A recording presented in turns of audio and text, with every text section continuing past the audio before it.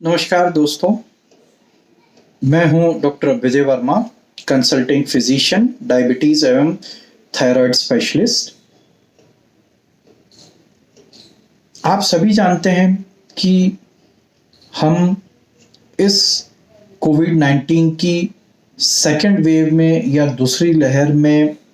हैं और काफ़ी दिनों से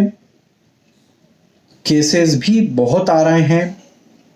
मगर एक अच्छी बात ये भी है कि अब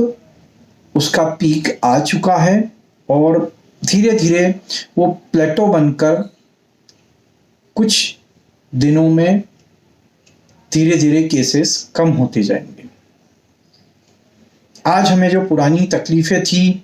दवाइयों की, ऑक्सीजन की और अस्पतालों में बेड्स की अवेलेबिलिटी की, वो भी काफ़ी हद तक ठीक हो चुकी है और अब पेशेंट्स की प्रॉपर केयर होने लगी है और उन्हें प्रॉपर रिक्वायरमेंट्स फुलफिल होने लगी है। मगर कुछ समय से आपने देखा होगा और सुना होगा कि कोविड-19 कि इस भयानक रूप के बाद जब हम सोच रहे थे कि अब चीज़ें सामान्य होने लगी हैं, तो एक ब्लैक फंगस या काली फफूंद नाम की एक और महामारी जैसी कोई चीज शुरू होने लगी है, जिसे हम हमारे डॉक्टरी भाषा में म्यूकोरमाइकोसिस कहते हैं। इसके बारे में आपने काफी सुना और देखा होगा, मगर मैं आपसे कहना चाहूंगा कि घबराए नहीं। ये कोई नई बीमारी नहीं है, ये एक प्रकार की फफूंद है या फंगस है जो नॉर्मली ही हमारे एनवायरनमेंट में, हमारे आसपास मिलती है, सभी जगह रहती है। धूल में रहती है, ये पानी में रहती है और अगर हम देखें तो ये हमारे नाक में और मुंह में भी ये फंगस रहती है, मगर वो हमें नुकसान नहीं पहुंचा पाती है क्योंकि हमारे शरीर की प्रतिरोधक क्षमता या इम्यूनिटी काफ़ी अच्छी होती है और उसके कारण वो हमें नुकसान या इन्फेक्शन नहीं कर पाती है। मगर ये केसेस ब्लैक फंगस के क्यों हमें देखने को मिल रहे हैं ज़्यादा, और खासकर उन मरीजों को जिन्हें कोविड है या जिन्हें कोविड हो चुका है। इसका अगेन मुख्य कारण है हमारी इम्यूनिटी, कि जैसे जैसे हमारी इम्यूनिटी कम होती जाती है, ये अपॉर्चुनिस्टिक फंगस जो ताक में बैठी रहती है कि जहां हमारी प्रतिरोधक क्षमता कम हो, वो हमारे शरीर को इन्फेक्ट करे और पूरे शरीर में अपने पैर पसारने लग जाए। ये फंगस नॉर्मली शरीर में 3 प्रकार से एंटर कर सकती है। सबसे कॉमनेस्ट जो कारण होता है वो है हमारी श्वास के द्वारा। तो जब भी कोरोना का मरीज या जिसे कोरोना हो चुका है मगर उसकी इम्यूनिटी कमजोर है, ऐसे लोग जब सांस लेते हैं तो वो फंगस जो हमारे आसपास सभी जगह फैली हुई है, वो हमारे नाक के द्वारा श्वास की नली और फेफड़ों में भी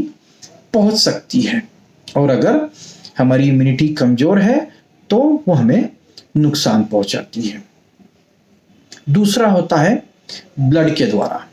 अगर आपकी इम्यूनिटी कम है और आपको अगर कहीं चोट लगी है तो ये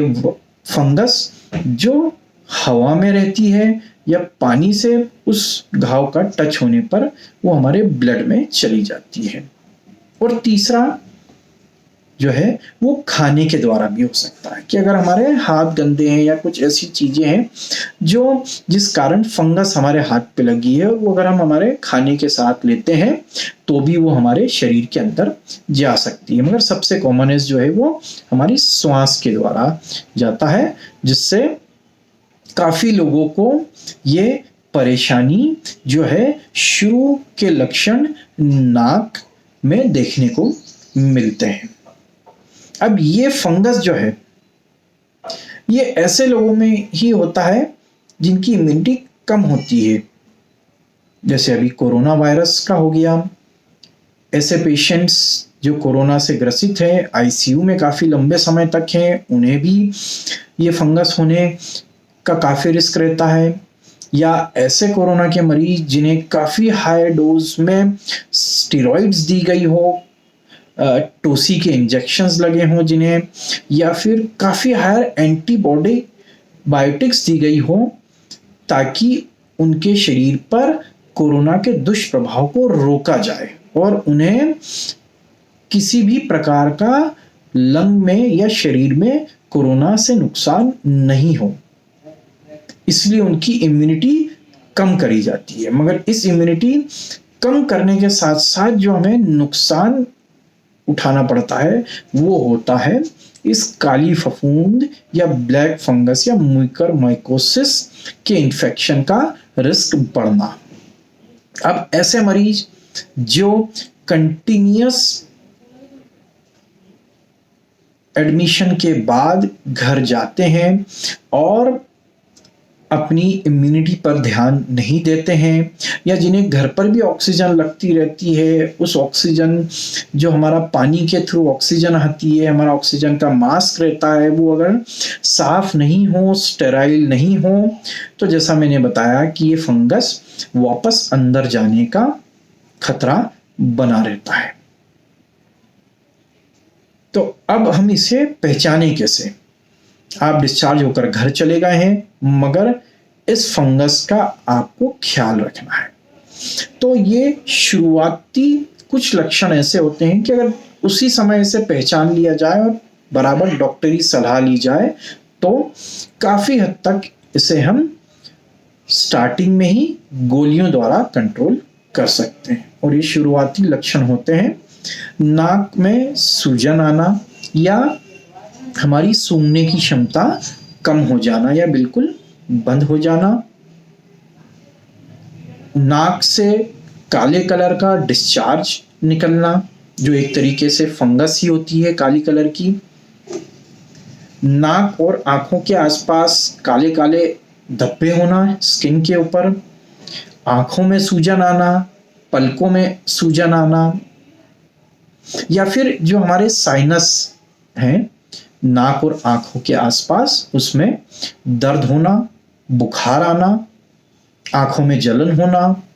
आंखें लाल होना या आंखें बाहर आ जाना। कुछ लोगों में अगर ये आंखों की अंदर नसों में फैलती है तो आंखों की रोशनी भी जा सकती है, या स्टार्टिंग में लोगों के आंखों के मूवमेंट स्लो हो जाते हैं या उन्हें डबल डबल दिखने लगता है। ये फंगस अगर स्टार्टिंग में कंट्रोल नहीं करी जाए तो ये आंखों के और नाक के रास्ते दिमाग में भी पहुंच सकती है, जिसकी मोर्टेलिटी रेट या जिससे नुकसान बहुत ज़्यादा होता है और जान का भी खतरा बहुत बढ़ जाता है। ऐसे मरीजों को कंटिन्यूस सिर में दर्द बना रहता है, उन्हें फिट्स या मिर्गी भी इसके कारण आ सकती है। तो कोशिश करें कि स्टार्टिंग प्रारंभिक लक्षण में ही जब भी आपको लगे नाक में सूजन आ रही है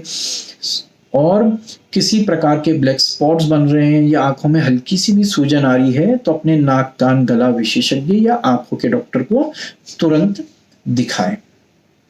और साथ ही सबसे बड़ी चीज, ये सबसे कॉमन उन्हीं लोगों में देखने को मिल रही है जिनमें डायबिटीज है और वो अनकंट्रोल रहा है। अनकंट्रोल डायबिटीज करीबन 50 से 60% लोगों में देखा गया है।